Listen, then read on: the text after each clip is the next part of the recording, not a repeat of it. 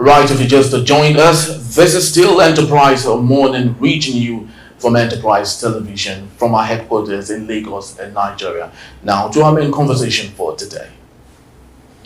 The Nigeria Police Force has declared British national Andrew Wayne and Nigerian citizen Lucky Obion wanted for allegedly conspiring to overthrow President Bola Tinubu's regime. And true, Wayne is accused of building a network of sleeper cells, renting a space at Labour House, and establishing a school as his front for illicit activities.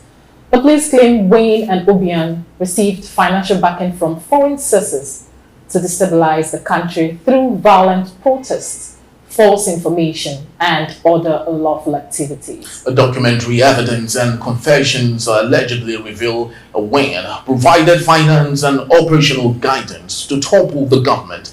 Both men are said to have fled the country and a global search has begun. Very true. And moving on, the police have arrested 9 suspects and are investigating the activities of foreign nationals and subversive elements plotting to replace the government by unconstitutional means, including violence.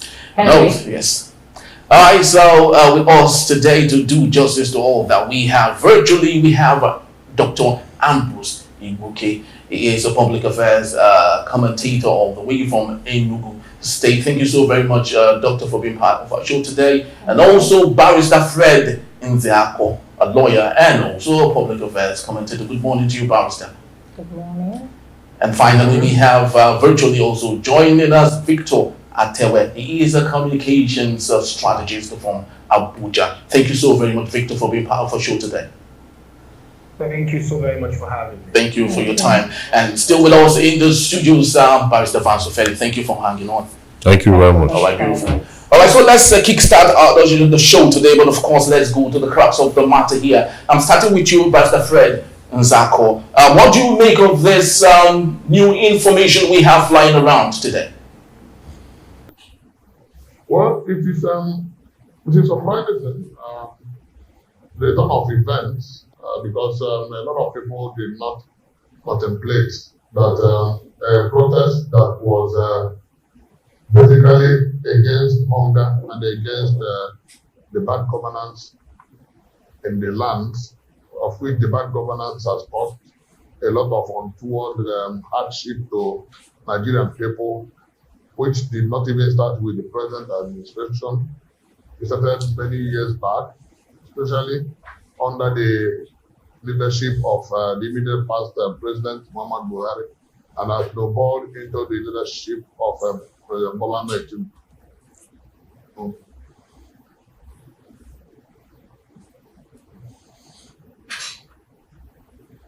Okay, are you still with us, Barrister? Okay, beautiful. Peacefully. Yes. They want to protest peacefully, and then all of a sudden it was given a very different narrative. Now we are no longer talking about peaceful protest. The government is bringing in a different issue to it, which is the issue of instability of government. Nigerians are surprised whether it is a case of calling a dog a bad name in order to hang it, or in order to preempt the agitation that people are planning on October 1, such that once this one is hammered very well, then those who are planning that of October 1 will be intimidated and run back to their houses, and there will be no such protest.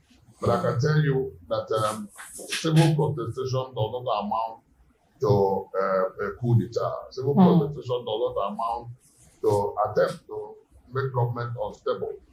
And we are yet to see reason in what government is saying. Yes, government can claim that they have the intel, they have all the network to gather information as to who has done what.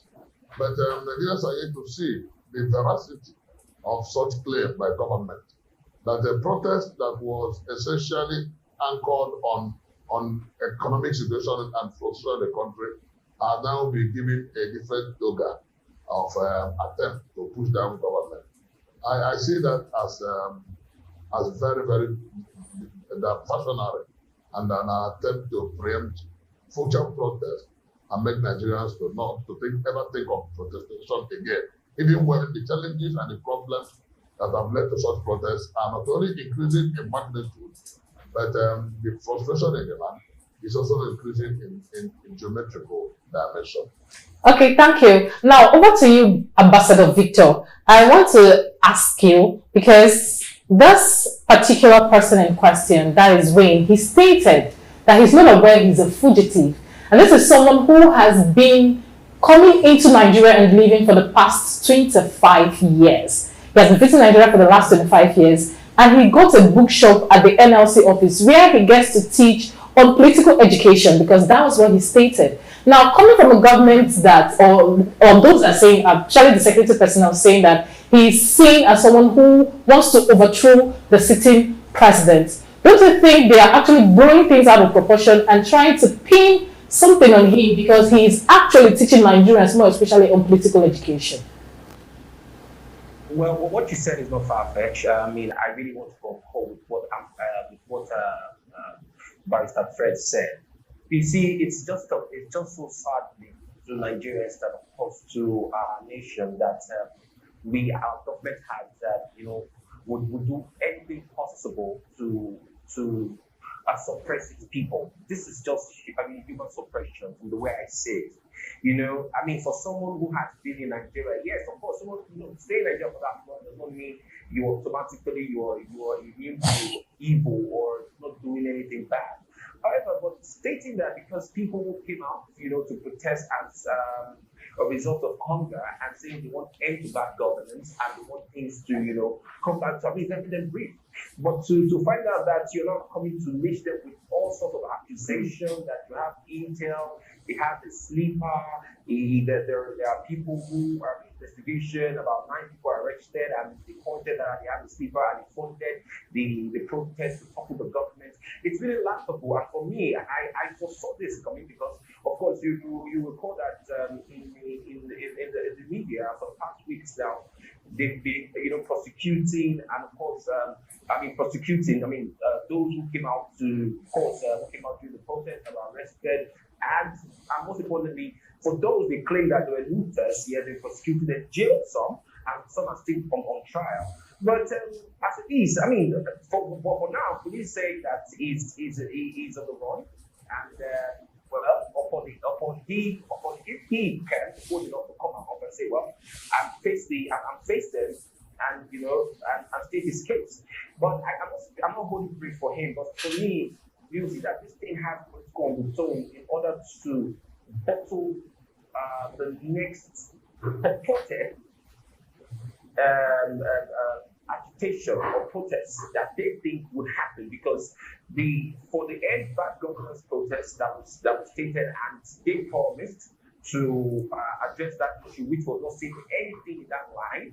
Instead, we've seen that they're living lavishly, enjoying themselves, buying planes and all of them living large and all. And Nigerian people have been poor, and we're getting more poor and poorer by the day. We see that happening every time, but up until now, nothing has happened. So they know what is to happen. They know that Nigerian people are no longer patient with them. They know Nigerian people no longer need their stories. So in order to catch them and sell fear in the mind of the people, so they come up with this whole, these people are trying to topple the government. Topple with government. Do they know what it takes to topple the government? How would you come out and just, put up like, trying to topple government, fund something? No, well, maybe up until just recently in Bangladesh, that after the protest, the Prime Minister was asked to leave. That was outright leave. Peaceful protests all over the world have been known to be a civil rights of the citizen. And of course, it's our right to say we're not okay with what is happening. We don't like all the side of government. We're hungry. We need a better government, and it's our rights. It's within our rights. So coming to lynch and trying to create scapegoats with people who have taken the bull by the horn, who have shown their faces and come out. These are the reasons why people don't come out to show their faces. That's why you see that there's no headline, or let's say headliner, or any protester. Because if you do this, this is what will come out to you. They will just lynch and accuse you of all of accusation. Of course, don't forget, they have all the states to themselves, and at the end of it, the state will automatically fall to their favor. Thank you so very much, Ambassador Victor. Dr. Ambrose, I'd love to quote a very popular catch a statement on free speech which says that free speech can only be defined as free speech when people you do not like say things you do not like. Knowing that the current administration of the day run in Nigeria build itself on propaganda, what do you think is happening now to free speech in Nigeria? Well, the Nigerian's history over the years have shown that Nigerians are very, very resilient when it comes to their fundamental human rights to free speech. They have never been intimidated. They have never been cowed. They have never been subjugated when it comes to the issue of free speech. Even at the height of colonial rascality and wickedness, we saw Nigerians, come out, able to threat of their lives. I mean, people like Ernest Kodi, Abat Macaulay, Nnamdi Azikiwe, Awolowo of them, and the man who was for Nigeria's independence. These were fighters. They were not afraid of anything. When we came to First Republic, the same thing. And when we have the jackboots of the military dictatorships in power, Nigerians, even with the Decree 2, I think Decree number 2 or Decree 4, I don't know which one is which now, where the military head of state then, Muhammadu Buhari, proscribed freedom of press. Nigerians still found a way to express themselves, through letter to the editors, through articles, columns, news. I mean, the Concords of this world, the Daily Times, even owned by government, were still able to push out. And we had, newspapers come out. Guardian was born in 1983. The heat of that, they were very, very strong, even Punch. So you cannot suppress press. If the government does not know, let it go and read the history of the press in Nigeria. I'm a communication scholar, so I know it very well. You can never suppress freedom of speech in Nigeria. In the height of it all, during the brutal dictatorship of General Sani Abacha, we saw what happened. When you made it impossible for Nigerian newspapers, the print media to operate, what happened? They went on guerrilla journalism. They started printing newspapers in locations, some addresses in locations you can no more identify. If that can be done in an era where there was no internet, basically, then tell me what we have now where you can use your phone from any part of the world to do these things. Those in power now, including the president Tinubu, they were champions of free speech. I mean, during the Abacha dictatorship, they ran them out of town. And they went to UK and set up Radio Kudirat, Radio Nadeko, that later became Radio Kudirat. And they used it to express their voices. So history is replete with that. You cannot push down Nigerians from expressing their freedom of speech. So if you try it, it's a futility. And expressing our fundamental rights, we can track it back, trace it back to the Iba Valley mine workers' protest against the British. That a lot of them were shot dead. About women riot, the Egba riot, different kinds of things. Because if you don't allow free speech as a colonialist, that is what leads to riot. So the government should allow free speech. They should allow people to ventilate alternative opinions. They should allow criticism. They should allow dialogue. They should allow town hall meetings and all. That is the only way you can actually, be able to, have an interface with the people. Thank you. And I think the media handlers of the governor, of the president, should be able to institute maybe this quarterly media chats so that we can know the mind of the president. Because oftentimes, what we hear is not from the president. I mean, it's from his handlers, his appointees. And these people, we don't know them. We don't know them. They were appointed at the pleasure of Mr. President. The only people we knew last year when the elections were going on were the president and the vice president. They were the only people who said names were in the ballot. The others, we don't know them. They are all appointees, and we should not be hearing from them. And that is what is causing this confusion most of the time. Talking tough, talking down on Nigerians, because they didn't come to Nigerians to beg for votes. Okay. And so those who came to beg us for votes should be the ones talking to Thank you. So to your question again, you cannot suppress freedom of speech in Nigeria. Thank you. What is also happening is some of us who are also talking. I think that, so we don't know the one we talk tomorrow and they come and pick us up. Okay, thank you so much. Doctor. Thank you. Okay, now let's come back to the studio. Over to you, Barrister Philly. Yeah. Now, we have actually put the ball in the court of the security personnel, and he said he's ready to go to London to meet with officials from the High Commission if they want to have a conversation. He is due to come back to Nigeria in the next 2 weeks. That's when he has actually scheduled his flight. But he is scared of coming, not because he don't want to come, but because his security is not guaranteed. His life is at stake. Yeah. Now, when he has put it in the court of the security personnel that if they are ready to have a conversation, that he's going to wait and meet with them in London. Do you think they would actually take the bull by the horn? Well, the Nigerian High Commission in London is an extension of Nigeria. Yes.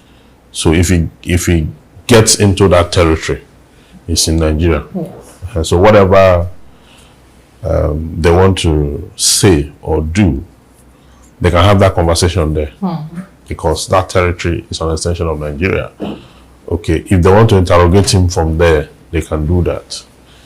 But you know, one thing about our security agency is not sometimes the way they behave, you will know that they are not going for the truth or for what is false. They are just going for my opinion on this issue is not popular. The reason it's not popular because I don't believe the Nigerian police. You don't believe the Nigerian police on this issue? Yes, I don't believe them. Please, why? Why I don't believe them is because first they say it was Joe Ajero that he's planning to take over government, subversion, treason, all that were leveled as allegation. Sure. Then he told them he wasn't going to come, that he should, he said he needs time to speak to his lawyers and then he needs details of that. Then he called on the NLC to be on alert, and he also mobilized NLC members. Because NLC was saying if they detain him, they will go on strike and all that. They said it was Joe Ajero. Yesterday, now Joe Ajero went there and he took his statement and he left. Yesterday, they now point to this Briton and this other guy now. Say it's two of them that want to take over. Want to topple the government. Yeah, want to topple the government. It's two of them now, not Joe Ajero again. You see, because questions will be asked if there's ever going to be trial on this issue. This is how the federal government did Showore and detained him, held his passport for over 5 years. And at the end of the day, they come and they say, the Attorney General came to court and said the federal government want to withdraw the suit. They withdrew the suit, but they didn't have any evidence. You understand? So before you begin to throw this treason, subversion, before you talk anyhow, do you have evidence to prosecute this case? Because you are saying that two people want to topple government. These two people, they are not soldiers. Yeah. They are civilians. They are not armed. I don't know whether they are armed or not, but they cannot face the armed forces. So how are they going to topple the government? And this is a man of 75 years. Do you think he's been coming into Nigeria for the past 25 years? Maybe Yes. he has the connection, maybe he has people. Okay, to topple government. Well, you see, the police should go ahead and do their investigation and do all they need to do within the bounds of law. I'm not saying they should not try, prosecute, investigate, whatever. But what I'm saying is that I don't believe in their style. I don't believe in them and the way they are going about it. They are pointing, who knows who they are going to name tomorrow? They've arrested 9, I'll be 13. 13. Yeah.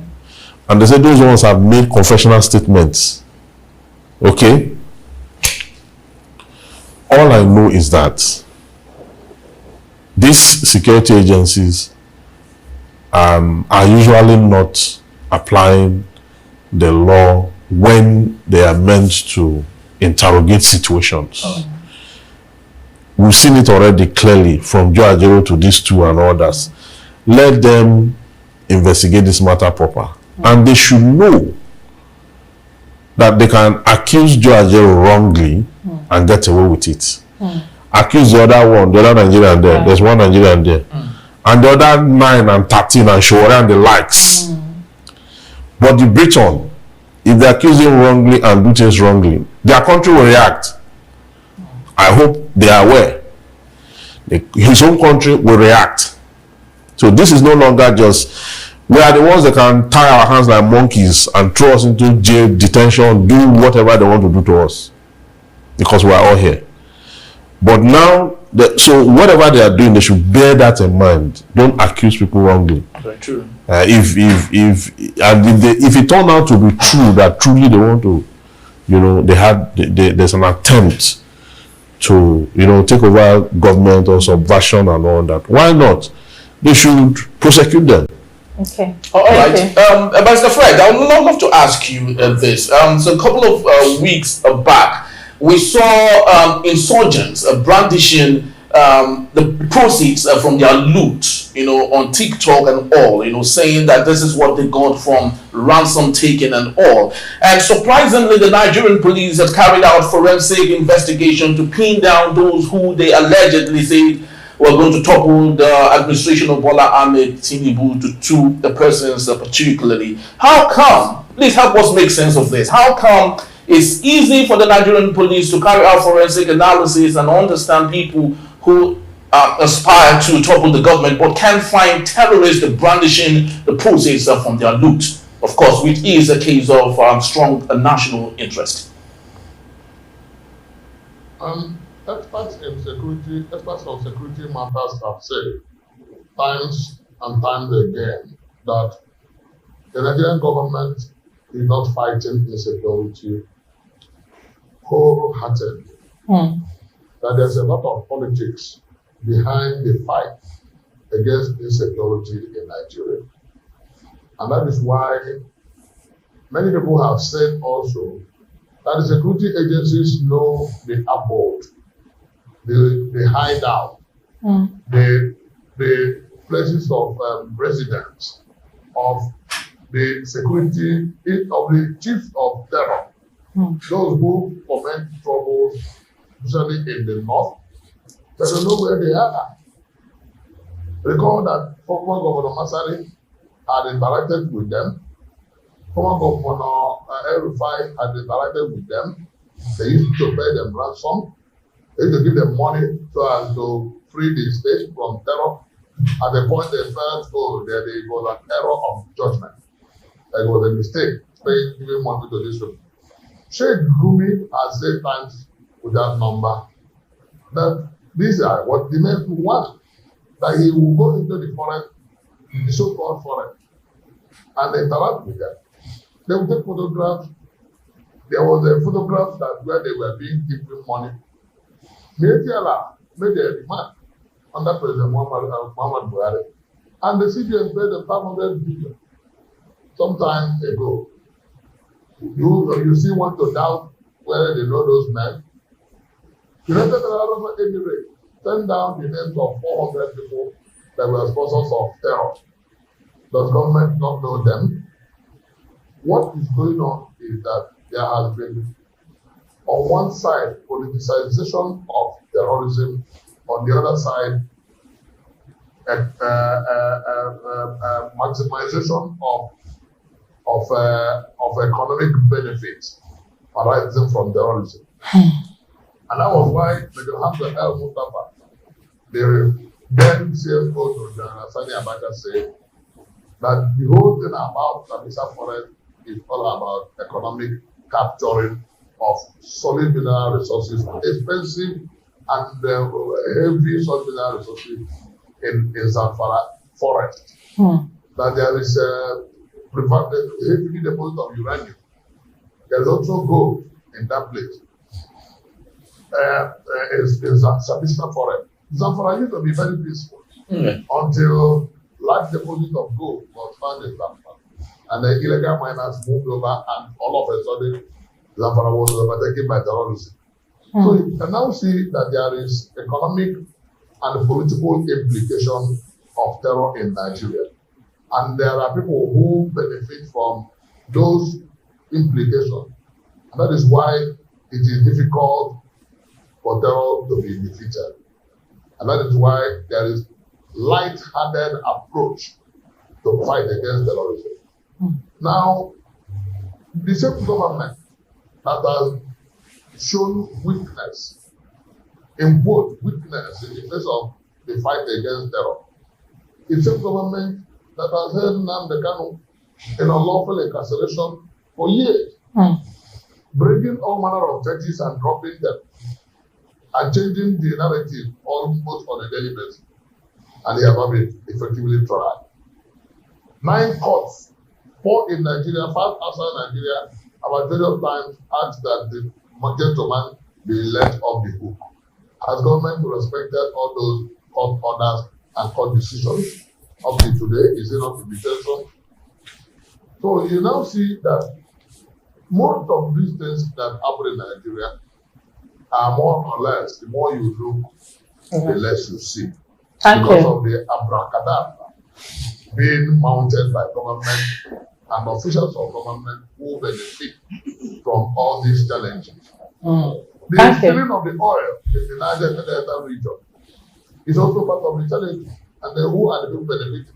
So you can now see that it's a case of, there is an idea in Igbo land that says when the land is ruffled, some people benefit from it. And in that case, those who benefit from the ruffling of the land will not allow the land to settle.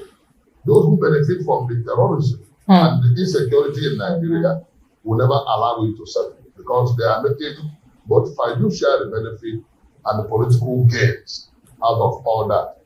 So it's not a case of government inability, but it's a case of government lack of will. And what is the cause of the lack of will? Selfish consideration, amassment of primitive accumulation of wealth, and utilization of terror to gain political advantage. And that was why when initially the people that were brought in to come and fight President Jonathan's government, they started making demands of those who brought them in. And they were telling them to fight them. You guys know why we brought us here. And the government of Muhammad Buhari was run up and now trying to find settlement for them. The men from Futajalo. He tried the Rugal option, Nigerians cried foul. That one was dropped. He tried the agri crowd, Nigerians cried. Thank you. Dropped. And then they started having problems with management of those men that they brought in.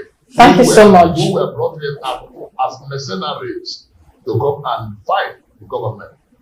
Jonathan was sensitive enough due to the transfer intelligence that he had, and he threw in the towel, and the problems bounced back in a boomeranging manner back to those who brought them back. Thank you. Things have not been solved, even as we speak.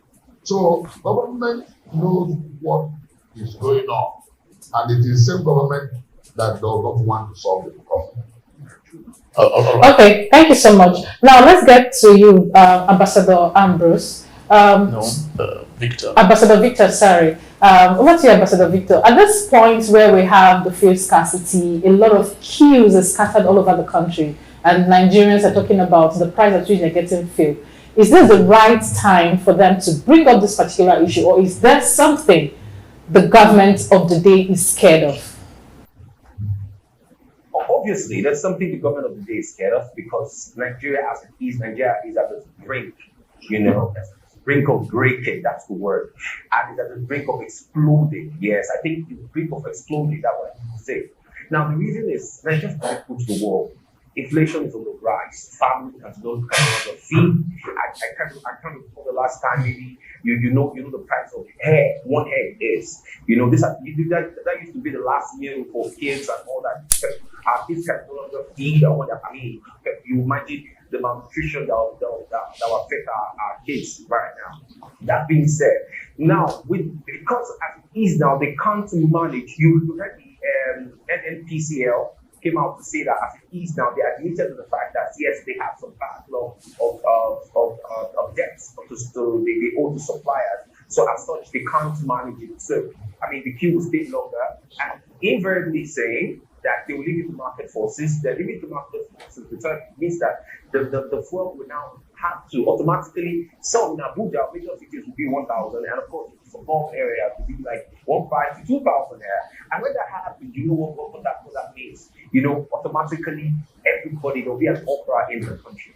So putting this forward is as a means of saying, hey, you think you want to do this, this is what you will face, right? We are all hands and ready. This is just a way of diverting attention of Nigeria. Of course, giving us that is that how they could get they are open. I mean, if you come, they will lynch you, they will come after you. These are just distractions. As far as I'm concerned, these are distractions. This does not affect the needs and the yearnings of the people. It does not speak to Nigerians that are hungry in the street. It does not speak to our economic progress or benefits. It doesn't speak to the insecurity. Now, not to take us away from that. Now, in less than weeks or even days, police came out to say they've done forensic investigation and they came out to living names to the extent of picking out their pictures, and their pictures all over social media. For years, we've been fighting Boko Haram. Up until now, even though United Arab Emirates released lists of those that allegedly to be funding them and to be sponsoring Boko Haram, nothing is that down. Up until now, the police could not come out to put out pictures of those that they, or of course, yes, they have on intelligence to say these are the people what they are wanted, and they are funding Boko Haram or funding the bandit and kidnapping and whatever. Up until now, we don't have it. Report also shows that 6 months ago, that the ransom being paid by Nigerians to kidnappers is up to the tune of 1.1 trillion naira. Nothing is being done for that, but just a protest that they didn't allow to see the 7 days that it was scheduled for. They are linking and going after them and releasing press statements and alleging this, alleging that. It goes to show that there are lots, there are lots that the judgment is scared of, and they are not saying and telling these people. But we are not surprised. It has always been the case. I mean, from the previous immediate past government till this time, I'm not expecting anything new. It has always been, and what it is happening because this is a president that enjoyed, that supported, that was a champion of protest, that believed in the freedom of speech and believed that Nigerians should be allowed to express their views. But now clamping down on the right of the citizen, it's below the belt, and it's really appalling. And even for now, because we can see the PRQ is going to linger on. In no time, they will officially announce it for a 1,000 naira, and when they do, because they've able to put out some scapegoat there, a lot of youth will be scared to come out. But the truth is, you cannot suppress the truth. Thank you. You cannot suppress the Nigerian spirit. You cannot suppress the freedom of speech, freedom of express. That the Nigerian will speak up, and will speak up till justice and truth prevails. Thank you so very much, Ambassador Victor, for your submission. Let's finally go to Dr. Ambrose. Nature abhors a vacuum. History is repetitive. When you go through your scholarly crystal ball with regards to this administration, what do you see for our future? Well, I always say that democracy is not the best form of governance all over. It is becoming very clear that even those who brought democracy are tinkering with it. When you go to democracy in the true sense, as being presented, it's not basically the best. When you watch the American presidential system, you watch the electoral system, you will find out that the majority does not have the say. After the election, we have what we call the electoral college. Like in the election that brought in Donald Trump, you find out that Hillary Clinton won the majority votes, but electoral college was gave Trump. So you can see that they decided to suit themselves. If you go to Britain, the same thing. You go to France, they have formed their own government, which the president can call snap elections. And then their parliamentary system is very different, quite different from the parliamentary system of UK. So different countries have evolved their own pattern of rule of governance. I think Africans need to start looking to develop it, because this situation where only a few people just become tyrannical. I mean, the African concept is giving a lot of leaders tyrannical powers to do whatever they want, which try to do all kinds of things, and making them very lazy, and they're very flamboyant, and having primitive penchant for looting. Because when we look at African leaders like Mobutu Sese Seko, Idi Amin, look at Mobia, 94 years old, they asked him to sing contest at 94. Is it leading Cameroon to the grave? Look at other people in Africa. We see that people who came, look at Robert Mugabe, for example, who came to power on the back of freedom fighters, became there and became a dictator. And so there's something fundamentally flawed about the African system of governance that we need to now start looking forward to see how do we now make an inclusive government more inclusive. It is very clear that representative government, as we practice it now, is not really representing the people, because whoever is in power goes to Abuja or goes to the center and start just amassing wealth. And then the process of recalling, I think Nigerians should not be afraid to start testing the waters for the process of recalling or impeaching elected officials. It is time to start testing these things, because these people are taking us for a ride. Because it is in the Constitution, it's constitutional. Violent regime change is against the Constitution. Very true. Violent regime change is against the Constitution. But what is not against the Constitution? The Constitution does not say we must not have presidents can be impeached, governors can be impeached, elected officials can be impeached. It's just that these things have not been tested in Nigeria.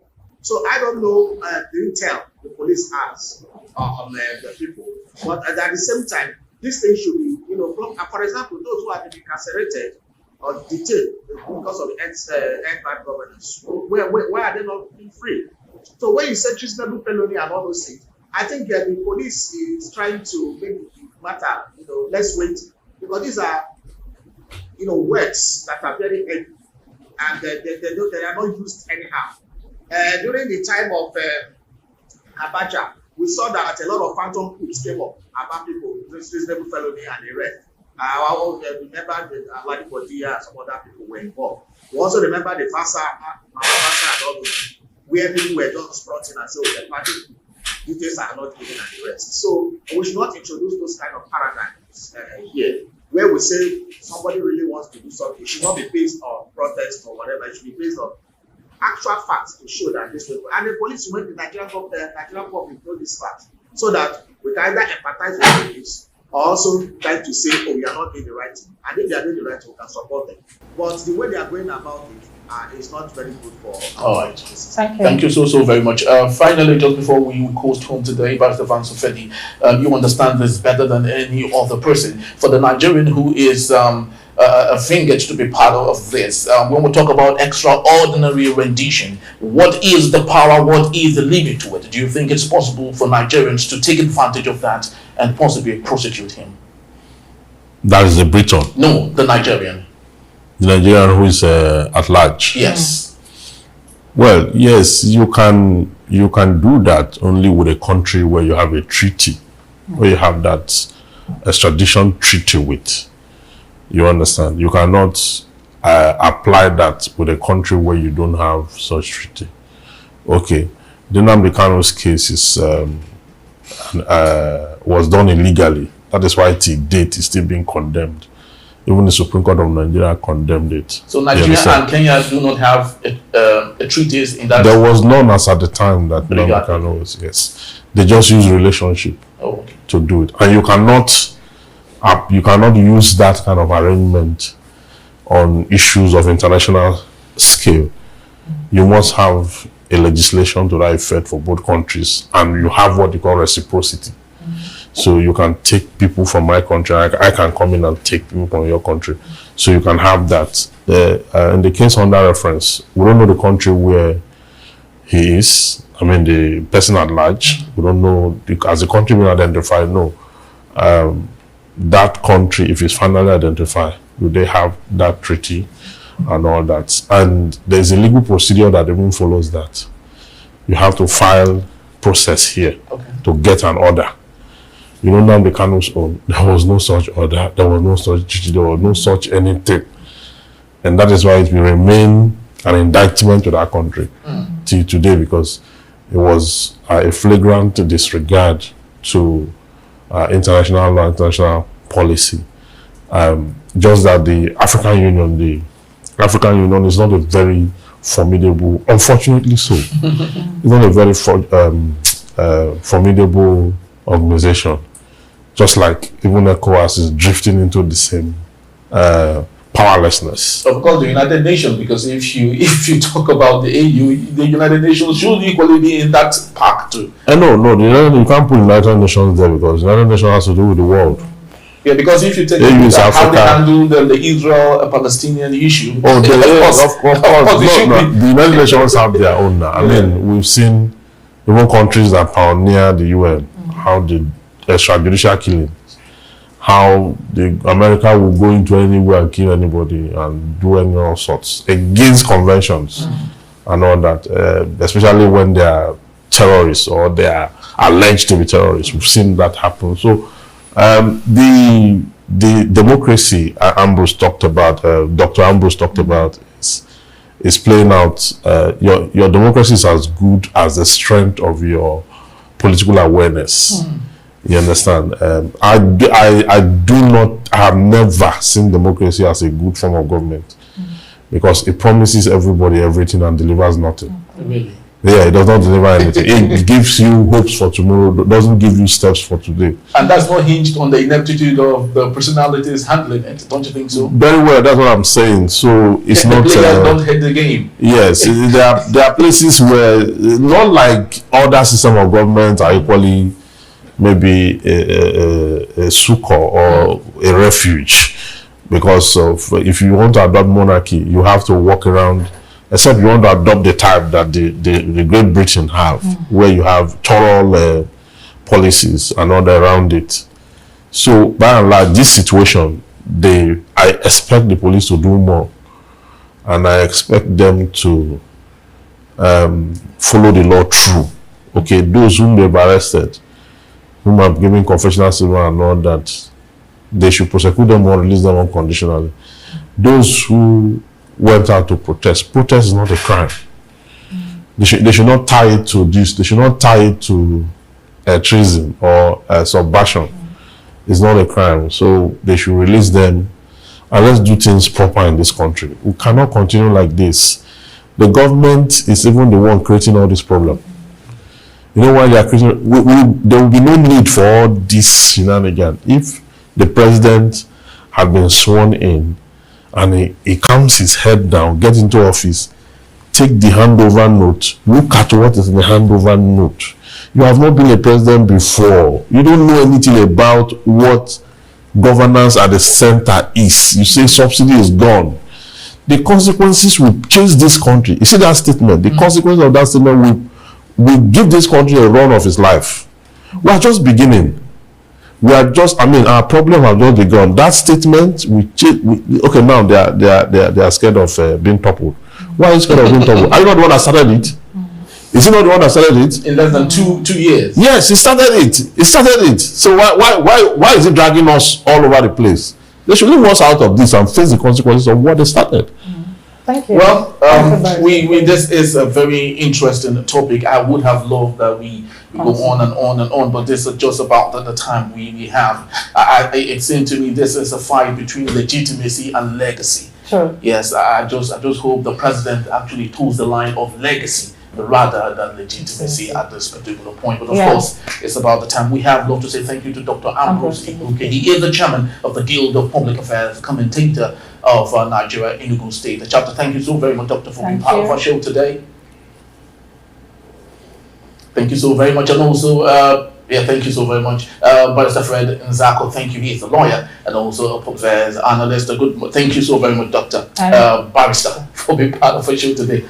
Okay, I want to also say a very big thank you to Ambassador Victor Atere. Though he has left us, we had to let him go, but we appreciate you for your time and for accommodating us into your morning. Yeah, thank you, very big thank you. Victor. And of course, we can leave here without saying a big thank you to the one and only Pastor Evans. Thank you. It's my pleasure. Thank you very much. Yes, for giving us your time whenever we truly do call. We appreciate it. But most importantly, our viewers, our audience watching us from all over the world, would love to say thank you to you for making this a date. We truly do appreciate the time. But please do well to visit our site at enterprisetvnews.com for more information. Also like, comment and follow us on all our social media platforms at Enterprise TV7. I am Henry Igwebike. And I'm Choma Okoye. On behalf of the entire team, thank you for watching and we'll see you tomorrow. Bye-bye.